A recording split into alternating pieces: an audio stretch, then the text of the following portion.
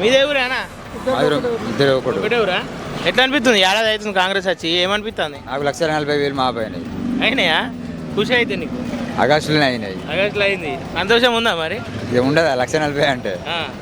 ఇప్పుడు కాంగ్రెస్ వచ్చి ఆగమవుతుంది అంటారు కదనే మరి? అది ఉత్తమ మాటలు అవి. ఉత్తమ మాటలేనా? బెటర్ ఉందంటూ కాంగ్రెస్ వచ్చి కరెంట్ పోతుంది అంటారు. అంత ఉత్తమ మాటలు అవి. ఉత్తమ మాటలే.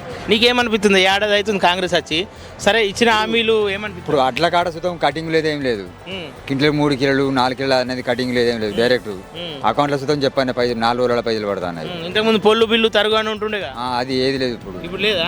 ఎంత గడి ఎత్తురు ఇప్పుడు? ఏది కటింగే లేదు. కటింగే లేదు ఈసారి. మరి ఇది రైతుల ప్రభుత్వం కాదు, రైతులను ముంచే ప్రభుత్వం అంటారు కదా. ఉత్తమ మాటలు అవి. ఉత్తమ మాటలే. నువ్వు ఏ సమయం ఎత్తవు అయితే? వ్యవసాయం నాకు 4 ఎకరాలు ఉన్నది. 4 ఎకరాలు ఉంది. ఇప్పుడు ఏడాది కాలంలో బెటర్ ఉందా మరి? కేసీఆర్ నయం అనిపిస్తుందా మీకు? రేవంత్ రెడ్డి నయం అనిపిస్తుందా? రేవంత్ రెడ్డి. కానీ కేసీఆర్ నయం ఉండే ఊర్లో అందరూ ఏడుతురంట కదనే. ఉత్తమ మాటలు అవి.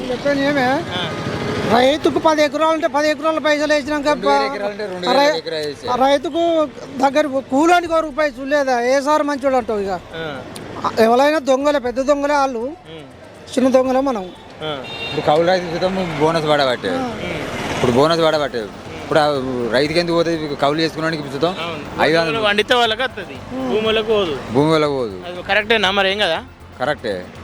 ఇప్పుడు 5 ఎకరాలకో 10 ఎకరాలకో ఎత్తా అంటుండు కదా, అట్లా ఇబ్బంది. 7 ఎకరాలన్నారా కరెక్ట్ అని అనుకుంటున్నాం. సరే, మొత్తం మీద అయితే సంవత్సరం కాలంలో ఎట్లా అనిపిస్తుంది? నీకేమనిపిస్తుంది? ఇదే బాగున్నది.